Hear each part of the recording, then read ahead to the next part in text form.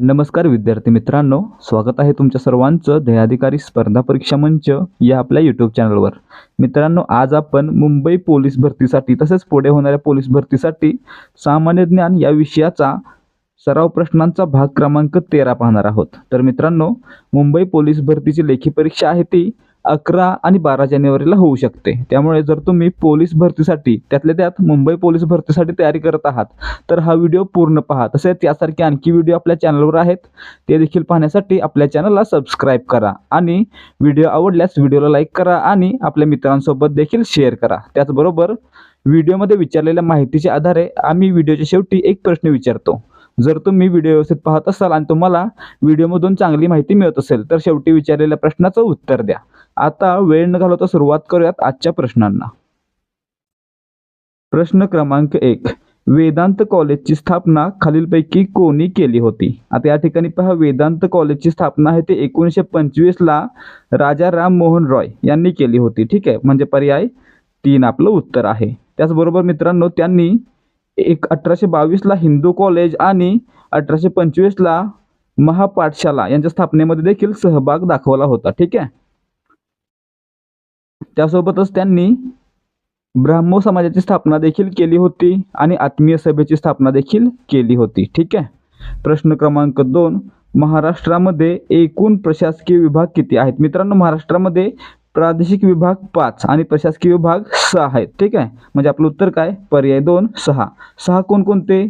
तर पहिला कोकण, दुसरा नाशिक, तिसरा पुणे, चौथा छत्रपती संभाजीनगर आणि 5वा अमरावती तसेच 6वा नागपूर, असे एकूण 6 प्रशासकीय विभाग महाराष्ट्रामध्ये आहेत। त्यासोबतच मित्रांनो 5 प्रादेशिक विभाग आहेत, ते कोणते कोणते? तर कोकण, पश्चिम महाराष्ट्र, मराठवाडा, उत्तर महाराष्ट्र किंवा खानदेश आणि 5वा विदर्भ। ठीक आहे, त्यासोबतच मित्रांनो या प्रत्येक विभागामध्ये असलेल्या जिल्ह्यांची संख्या आणि जिल्ह्यांची नावं आपल्याला माहित असली पाहिजेत। ठीक आहे, प्रश्न क्रमांक 3, 26 ऑगस्ट 1982 रोजी चंद्रपूर जिल्ह्यामधून कोणता नवीन जिल्हा निर्माण करण्यात आला?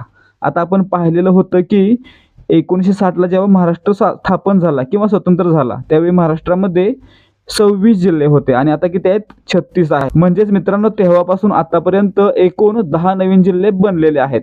तर मित्रांनो त्यापैकी या ठिकाणी पहा, 26 ऑगस्ट 1982 रोजी चंद्रपूर जिल्ह्यातून गडचिरोली जिल्हा वेगळा झाला होता। ठीक आहे, म्हणजे पर्याय 3 आपलं उत्तर आहे। ठीक आहे, तर पुढे पहा, नंदुरबार जिल्हा आहे तो 1998 ला, कधी? 1998 ला धुळे या जिल्ह्यातून वेगळा झाला होता। तर गोंदिया आहे तो भंडारा जिल्ह्यापासून बनलेला आहे। ठीक आहे, पुढे पहा, प्रश्न क्रमांक 4, पंढरपूर हे शहर खालीलपैकी कोणत्या नदीच्या काठावर आहे? आता मित्रांनो आपण काय म्हणतोय, पंढरपूर आहे ते चंद्रभागा नदीच्या काठावर आहे, परंतु मित्रांनो ती चंद्रभागा नदी आहे ते मुळात भीमा नदी आहे। ठीक आहे, पर्याय 2 आपलं उत्तर आहे। परंतु पंढरपूर जवळ ती अशा आकारात वळते जेणेकरून तिचा आकार चंद्रासारखा होतो, म्हणून तिला चंद्रभागा असं म्हटलं जातंय। ठीक आहे, तर मित्रांनो या भीमा नदीचा उगम आहे तो पुणे जिल्ह्यामध्ये भीमाशंकर या ठिकाणी होतोय आणि ती एकूण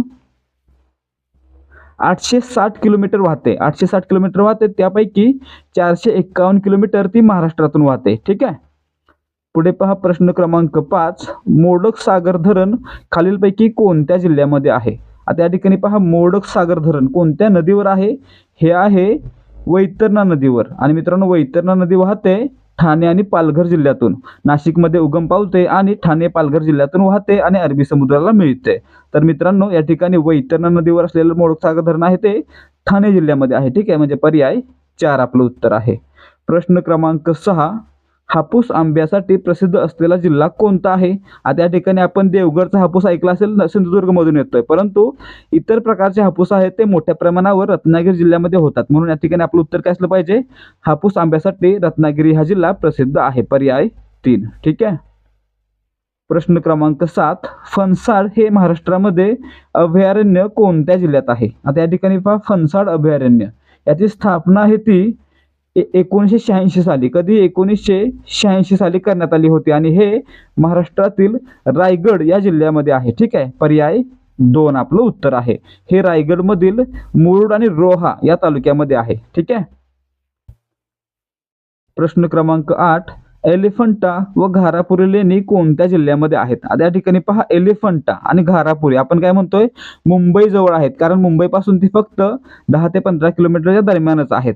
परंतु या ठिकाणी लक्षात काय ठेवायचं आहे, एलिफंटा आणि घारापुरी लेणी आहेत ती उरण तालुक्यात आहेत, आणि उरण तालुका कुठे आहे? रायगडमध्ये आहे. ठीक आहे, म्हणजे आपलं उत्तर काय असलं पाहिजे? पर्याय 4 रायगड.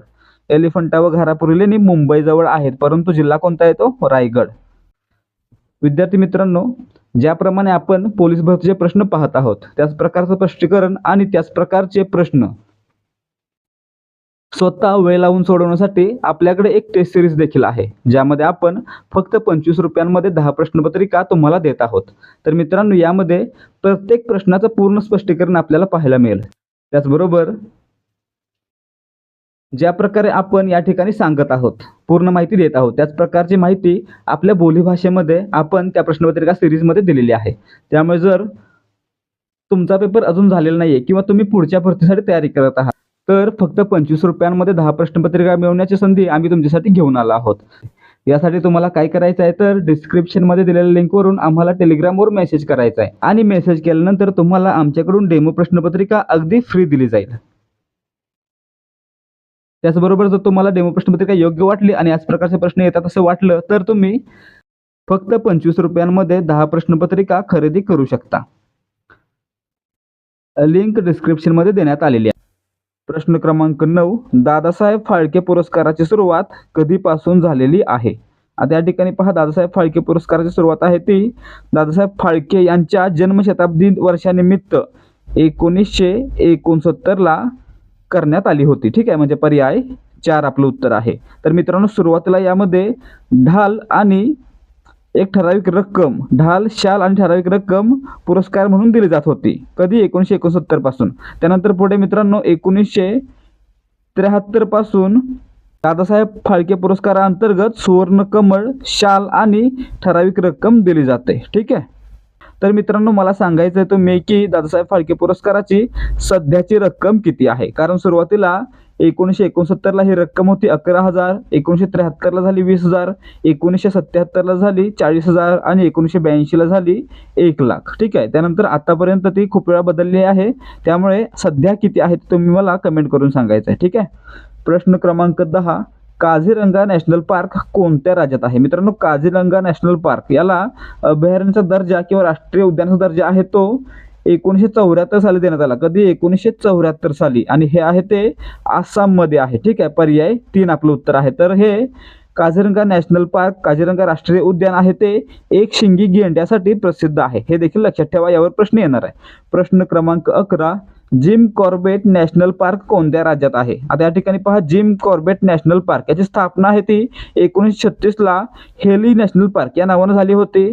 पुढे 1956ला, कधी? 1956ला याचं नाव बदलून जिम कॉर्बेट राष्ट्रीय उद्यान करण्यात आलं, आणि हे आहे ते उत्तराखंड राज्यामध्ये आहे. ठीक आहे, पर्याय 3 आपलं उत्तर आहे. सुरुवात कधी झाली? 1936 हेली नॅशनल पार्क म्हणून. ठीक आहे. प्रश्न क्रमांक 12, ओझोन दिन कोणत्या दिवशी साजरा केला जातो? आता मित्रांनो, संयुक्त राष्ट्रांनी 1994ला दरवर्षी 16 सप्टेंबर हा दिवस ओझोन लेअर दिवस किंवा ओझोन दिवस म्हणून साजरा करण्याची घोषणा केली. ठीक आहे, म्हणजे आपलं उत्तर काय? पर्याय 1 16 सप्टेंबर. ठीक आहे. कधीपासून? 1994ला घोषणा करण्यात आली होती. ठीक आहे. प्रश्न क्रमांक 13, गर्भलिंग चिकित्सा प्रतिबंधक अधिनियम कोणत्या वर्षी पास झाला आहे? मित्रांनो, गर्भलिंग चिकित्सा प्रतिबंधक अधिनियम, ज्यामध्ये गर्भातील अर्भकाचं लिंग जाणून घेण्यासाठी प्रतिबंध करण्यात आला किंवा मज्जाव करण्यात आला, हा अधिनियम आहे तो मित्रांनो 1994ला पारित करण्यात आला होता. म्हणजे पर्याय 3 आपलं उत्तर आहे. तर मित्रांनो, याच्यामध्ये सुधारणा आहे ती 2003 मध्ये करण्यात आली होती. ठीक आहे. प्रश्न क्रमांक 14, 1992 मध्ये पहिली जागतिक वसुंधरा परिषद कोठे संपन्न झाली? मित्रांनो, 1992 मध्ये पहिली जागतिक वसुंधरा परिषद आहे ती ब्राझीलमधील रिओ डी जेनेरिओ या ठिकाणी पार पडली होती. ठीक आहे, म्हणजे आपलं उत्तर काय? पर्याय 1 ब्राझील. ही परिषद आहे ती 3 जून ते 14 जून 1992 या कालावधीमध्ये ब्राझीलमधील रिओ दी जानेरिओ या ठिकाणी पार पडली होती. ठीक आहे. प्रश्न क्रमांक 15, पुल्लर लेणी खालीलपैकी कोणत्या जिल्ह्यामध्ये आढळतात? आता मित्रांनो, आपल्याला महत्त्वाचे लेणी आणि जिल्हे माहीत असले पाहिजेत, जसं की अजिंठा लेणी छत्रपती संभाजीनगर जिल्हा, कन्हेरी लेणी मुंबईमध्ये, कार्ले लेणी पुणे जिल्हा, कुडा लेणी रायगड जिल्हा, तसेच खरोसा लातूर, घारापुरी रायगड, पितळखोरे छत्रपती संभाजीनगर आणि पुल्लर लेणी नागपूर. ठीक आहे. या प्रकारची लेणी आपल्याला माहीत असली पाहिजेत, म्हणजे पर्याय एक आपलं उत्तर आहे. प्रश्न क्रमांक 16, भामरागड टेकड्या खालीलपैकी कोठे स्थित आहेत? मित्रांनो, भामरागड, सुरजागड आणि चिरोली या टेकड्या आहेत त्या गडचिरोली जिल्ह्यामध्ये आहेत. ठीक आहे. पर्याय 3 आपलं उत्तर आहे. प्रश्न क्रमांक 17, खालीलपैकी कुठल्या जिल्ह्यामध्ये साक्षरता दर हा सर्वात कमी आहे? आता या ठिकाणी पहा, 2011च्या जनगणनेनुसार महाराष्ट्रामध्ये नंदुरबार या जिल्ह्यामध्ये साक्षरतेचा दर सर्वात कमी होता. किती होता? 64%. ठीक आहे. म्हणजे पर्याय 3 आपलं उत्तर आहे. तर मित्रांनो, 2011च्या जनगणनेनुसार सर्वाधिक साक्षरता असणारा जिल्हा कोणता होता? तर तो होता मुंबई उपनगर. ठीक आहे. प्रश्न क्रमांक 18, WTO ची स्थापना खालीलपैकी कोणत्या साली झाली होती? आता या ठिकाणी पहा, जगातील व्यापाराचे व्यवस्थापन करण्यासाठी 1947 ला म्हणजेच 30 ऑक्टोबर 1947 ला एक करार करण्यात आला होता, ज्याला गॅट करार असं देखील म्हटलं जातं. म्हणजे काय? General agreement on tariffs and trade, म्हणजे गॅट हा करार 1947 ला झाला होता. आणि त्यानंतर पुढे जागतिक व्यापाराचं व्यवस्थापन करण्यासाठी एका संस्थेची आवश्यकता भासू लागली, तेव्हा 1995 ला गॅट करार संपुष्टात आणून त्या जागी WTO म्हणजे जागतिक व्यापार संघटनेची स्थापना करण्यात आली. आणि मित्रांनो, ही स्थापना आहे ती 1 जानेवारी 1995 रोजी करण्यात आली होती. ठीक आहे. म्हणजे आपलं उत्तर काय? पर्याय 3 1995. तर मित्रांनो, याचं मुख्यालय आहे ते स्वित्झर्लंडमधील जिनेवा या ठिकाणी आहे. ठीक आहे. पर्याय 3. प्रश्न क्रमांक 19चं उत्तर पर्याय 3 आहे. तर त्याचबरोबर यामध्ये एकूण 164 सदस्य देश आहेत. ठीक आहे. पुढे पहा, प्रश्न क्रमांक 20, भारतामधील 14 प्रमुख व्यापारी बँकांचे राष्ट्रीयकरण केव्हा करण्यात आले? आता या ठिकाणी महत्त्वाची गोष्ट लक्षात ठेवा, सर्वात पहिली बँक कोणती होती जिचं राष्ट्रीयकरण करण्यात आलं होतं? तर ती होती स्टेट बँक ऑफ इंडिया, जिचं राष्ट्रीयकरण 1949 ला करण्यात आलं. आणि त्यानंतर पुढे 1969 ला 14 बँकांचं राष्ट्रीयकरण करण्यात आलं. आणि पुढे 1980 ला 6 बँकांचं राष्ट्रीयकरण करण्यात आलं. या प्रकारे आपलं उत्तर काय असलं पाहिजे? 14 प्रमुख व्यापारी बँकांचं राष्ट्रीयकरण पर्याय 3 1969. आणि जर पहिली बँक विचारलं तर स्टेट बँक ऑफ इंडिया 1949. ठीक आहे.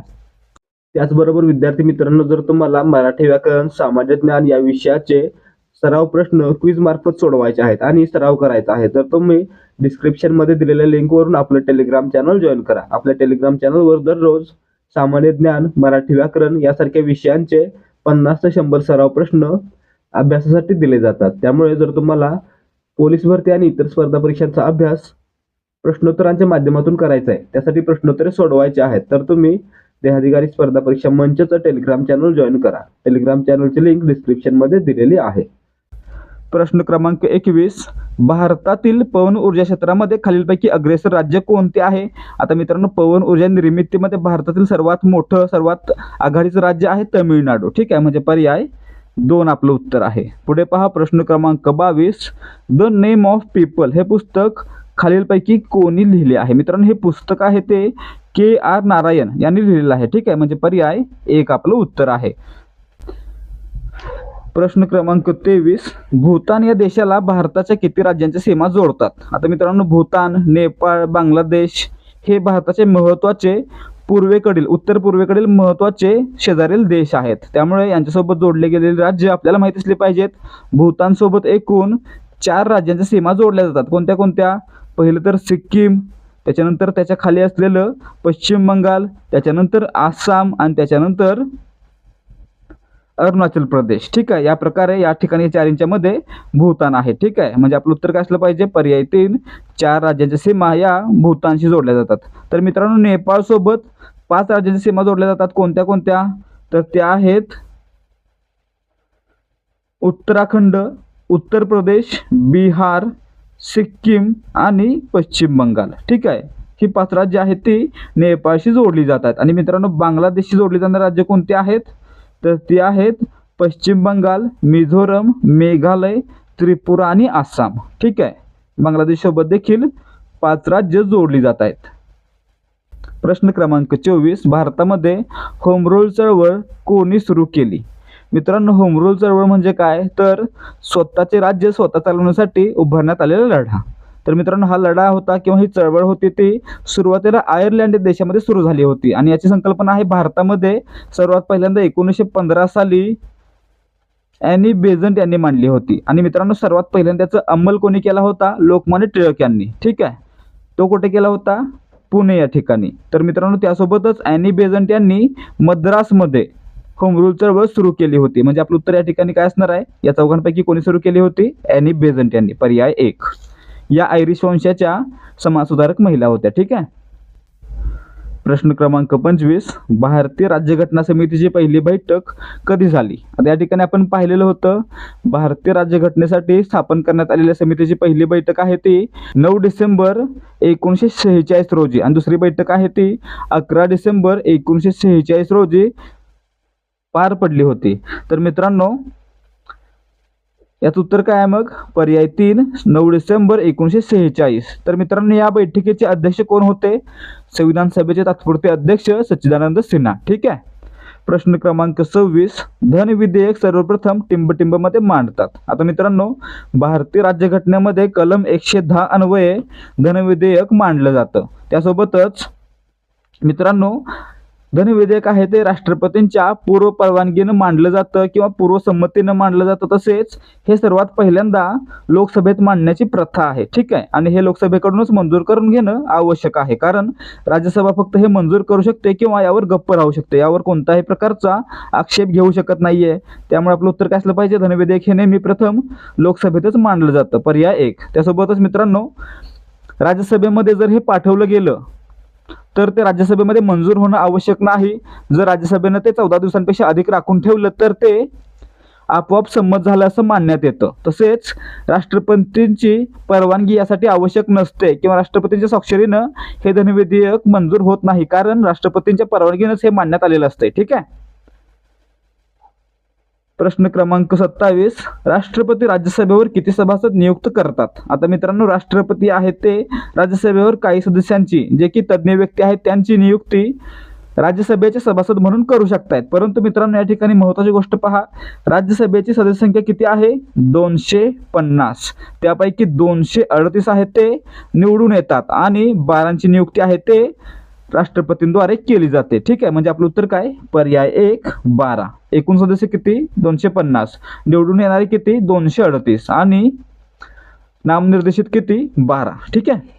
प्रश्न क्रमांक 28, प्रशासकीय विभागानुसार सर्वात कमी वनक्षेत्र कोणत्या विभागामध्ये आहे? आता या ठिकाणी पहा, लक्षात ठेवायचं आहे सर्वाधिक वनक्षेत्र आहे ते गडचिरोली जिल्ह्यामध्ये आहे. म्हणजेच काय म्हणू आपण, या ठिकाणी अमरावती या प्रशासकीय विभागामध्ये सर्वाधिक वनक्षेत्र आहे. ठीक आहे. त्यासोबतच मित्रांनो सर्वात कमी वनक्षेत्र कुठे आहे, लातूरमध्ये आहे. आणि यावरून आपण म्हणू शकतो की सर्वात कमी वनक्षेत्र आहे ते मराठवाडा म्हणजेच औरंगाबाद या प्रशासकीय विभागात असू शकते. ठीक आहे, म्हणजे आपलं उत्तर काय असलं पाहिजे, पर्याय 4, औरंगाबाद.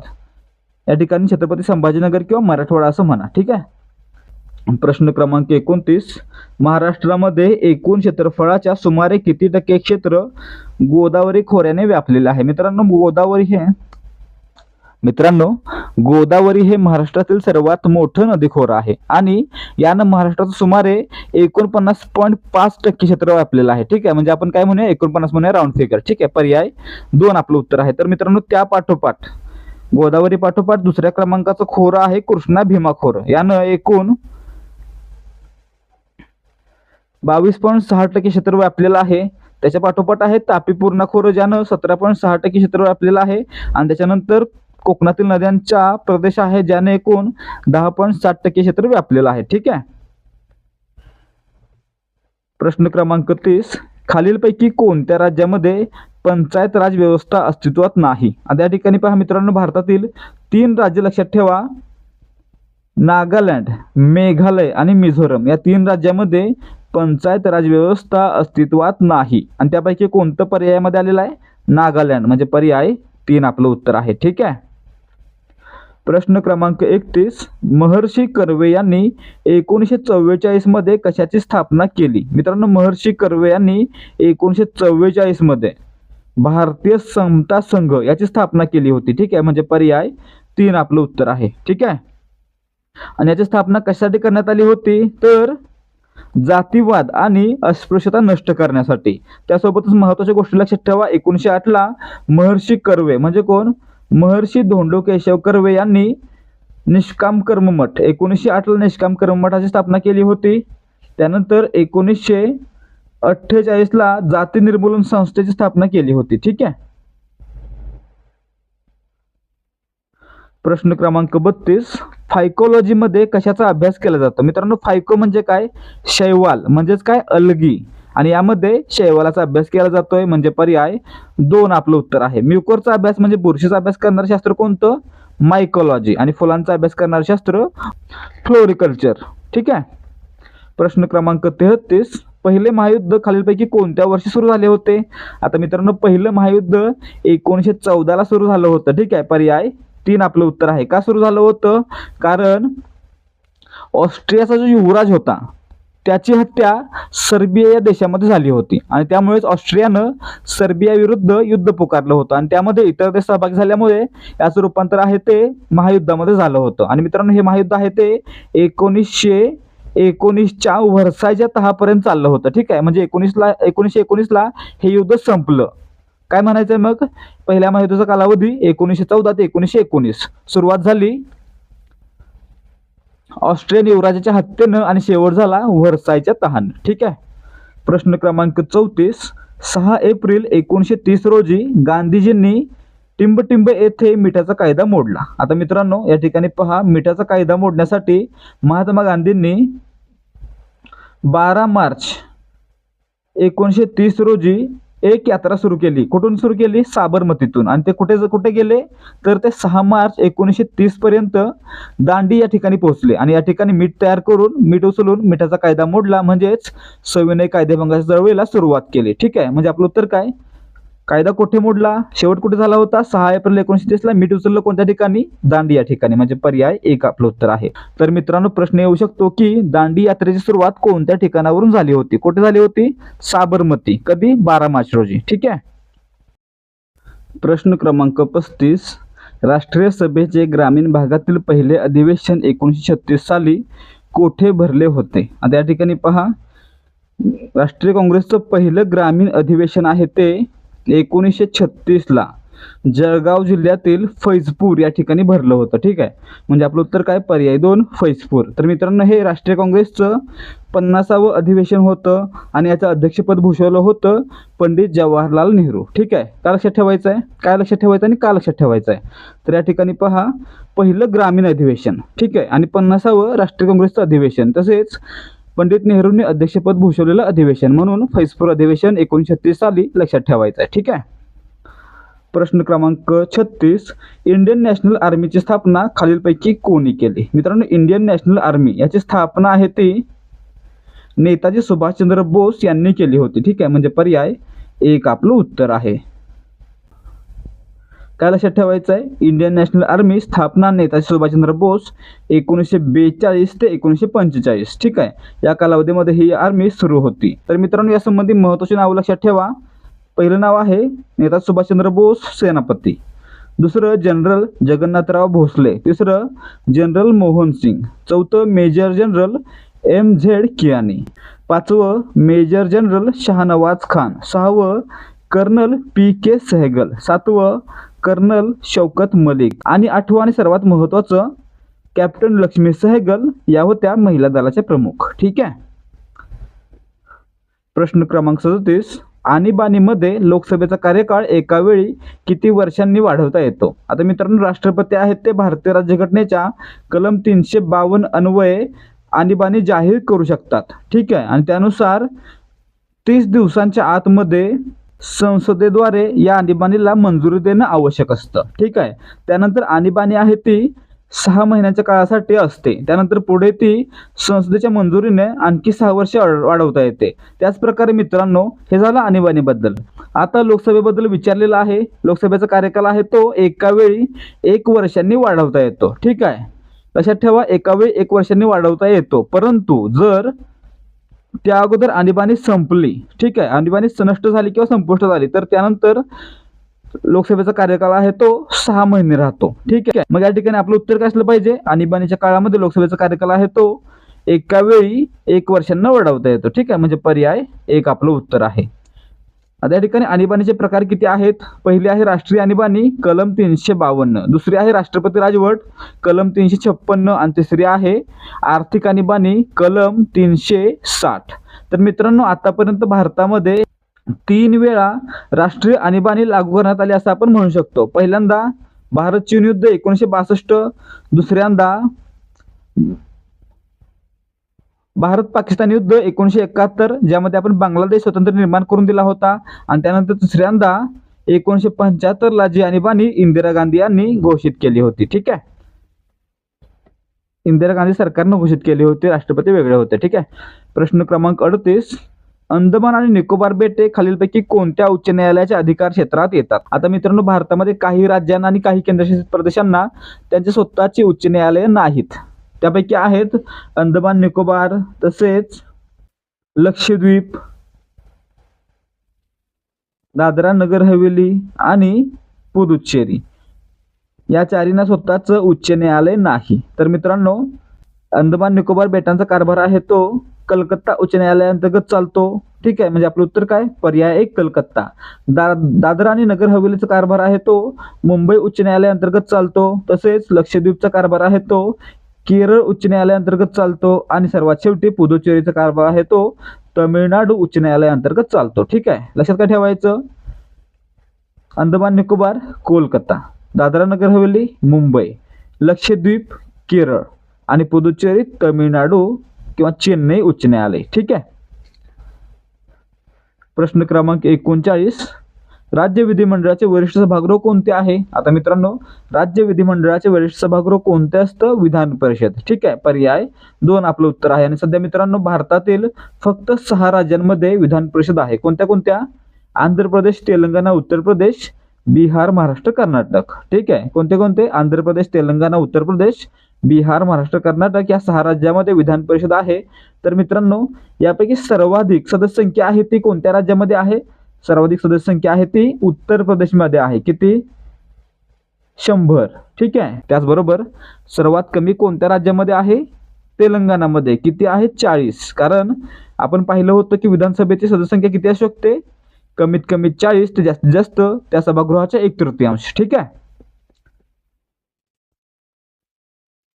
आता मला सांगा, महाराष्ट्राची विधान परिषदेची सदस्य संख्या किती आहे? कमेंट करून सांगायचं आहे. प्रश्न क्रमांक 40, केशव कुमार या टोपण नावाने लेखन करणाऱ्या लेखकाचे नाव काय? आता मित्रांनो, केशव कुमार या टोपण नावाने लेखन करणारे लेखक होते प्रल्हाद केशव अत्रे. ठीक आहे, म्हणजे आपलं उत्तर काय?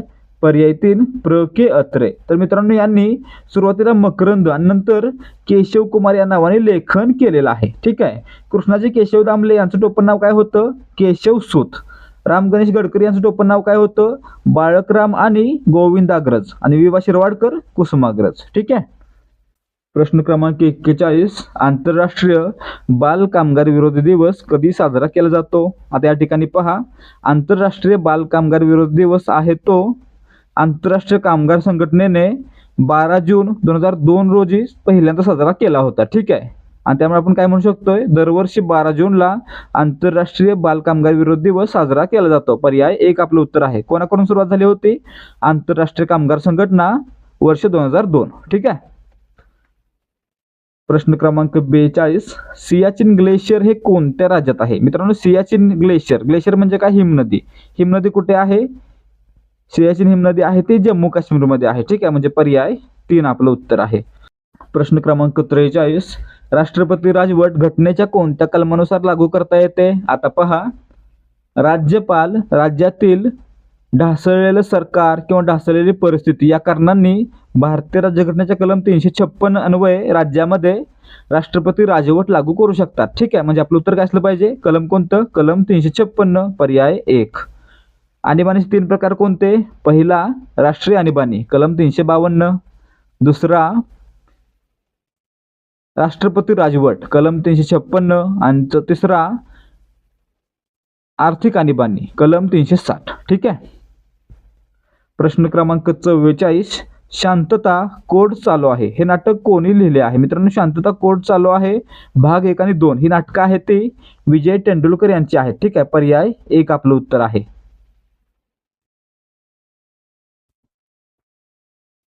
प्रश्न क्रमांक 45, समाजवादच का हे पुस्तक खालीलपैकी कोणी लिहिले आहे? मित्रांनो, आपण जयप्रकाश नारायण हे नाव ऐकलं असेल. आपल्याला भारताला सर्वोदय योजना कोणी दिली होती? जयप्रकाश नारायण यांनी. ठीक आहे, तर मित्रांनो हे एक समाजवादी नेते होते आणि समाजवादी समाजसुधारक होते. तर यांनी समाजवादच का हे पुस्तक लिहिलेलं आहे. ठीक आहे, म्हणजे पर्याय 3 आपलं उत्तर आहे. प्रश्न क्रमांक 46, नाइटिंगेल ऑफ इंडिया असे खालीलपैकी कोणास म्हटले जाते? मित्रांनो, नाइटिंगेल ऑफ इंडिया म्हणजे नक्की काय? तर एक इंग्रज समाजसुधारक महिला होती जिचं नाव होतं फ्लोरेन्स नाइटिंगेल, जिच्या नावामुळेच समाजसेवा करणाऱ्या स्त्रियांना नाइटिंगेल ही पदवी दिली जाते. आणि मित्रांनो, सर्वात पहिल्यांदा सरोजिनी नायडू यांना महात्मा गांधी यांनी नाइटिंगेल ऑफ इंडिया असं म्हटलं होतं. ठीक आहे, त्यामुळे आपलं उत्तर काय असलं पाहिजे? पर्याय 2 सरोजिनी नायडू. या ठिकाणी गान कोकिळा लता मंगेशकर, परंतु नाइटिंगेल म्हणजे काय? समाजसेविका समाजसुधारक कोण? सरोजिनी नायडू. ठीक आहे. प्रश्न क्रमांक 47, बारडोली सत्याग्रह खालीलपैकी कोणत्या वर्षी झाला होता? आता या ठिकाणी पहा, बारडोली सत्याग्रह आहे तो गुजरातमधील सुरत जिल्ह्यातील बारडोली या ठिकाणी 1928 साली झाला होता. ठीक आहे, म्हणजे पर्याय 3 आपलं उत्तर आहे. तर या ठिकाणी पहा, बारडोली सत्याग्रहाचं नेतृत्व कोणी केलं होतं? वल्लभभाई पटेल यांनी. ठीक आहे, त्यांनी या सत्याग्रहाचं नेतृत्व केलं आणि त्यामुळेच तेथील महिलांनी वल्लभभाई पटेल यांना सरदार ही पदवी दिली. ठीक आहे, मग आपण काय म्हणू शकतो? वल्लभभाई पटेल हे सरदार कधी झाले? सरदार वल्लभभाई पटेल कधी झाले? 1928च्या बारडोली सत्याग्रहानंतर, कारण बारडोलीच्या महिलांनी त्यांना सरदार ही पदवी दिलेली आहे. ठीक आहे. प्रश्न क्रमांक 48, भारतात रेल्वेची सुरुवात झाली त्यावेळेस भारताचे गव्हर्नर जनरल कोण होते? आता या ठिकाणी पहा, भारतातील पहिली रेल्वे कधी धावली? 1853ला. काय?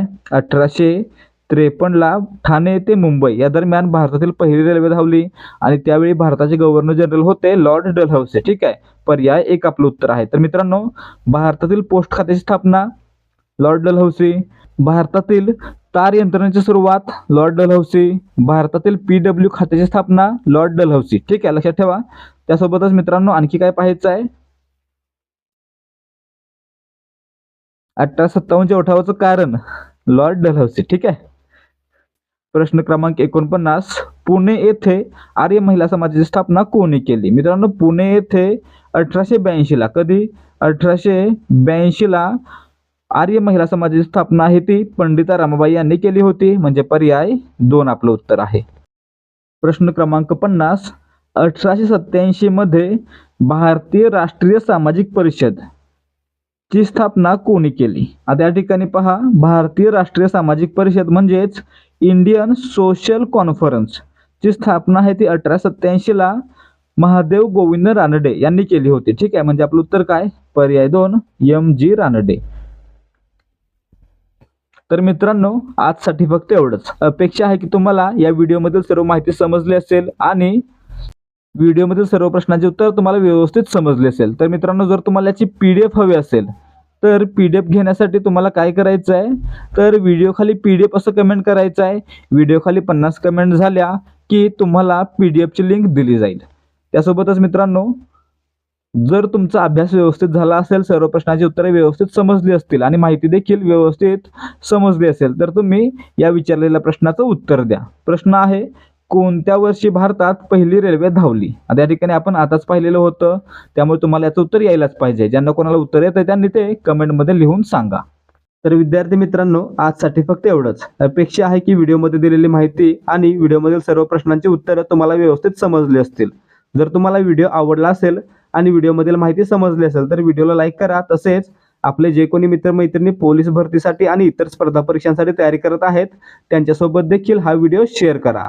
त्याचबरोबर याचसारखे आणखी व्हिडिओ पाहून 2024 मध्ये होणाऱ्या पोलीस भरतीसाठी तयारी करण्यासाठी तसेच इतर स्पर्धा परीक्षांचा सराव करण्यासाठी जिल्हाधिकारी स्पर्धा परीक्षा मंच या आपल्या हक्काच्या यूट्यूब चॅनलला सबस्क्राईब करा. त्याचबरोबर पोलीस भरतीसाठी आवश्यक असणारे प्रश्नोत्तरे दररोज सोडवण्यासाठी टेलिग्राम चॅनल जॉईन करा. टेलिग्राम चॅनलची लिंक डिस्क्रिप्शनमध्ये दिलेली आहे आणि आपल्या यूट्यूब चॅनलवर अपलोड करण्यात येणारे व्हिडिओ आणि इतर अपडेट्स यांची माहिती तुमच्यापर्यंत वेळेवर पोहोचावी यासाठी बेल आयकॉनवर क्लिक करा आणि ऑलवर सेट करा. भेटूया या सिरीजच्या पुढच्या भागामध्ये. जय हिंद, जय महाराष्ट्र.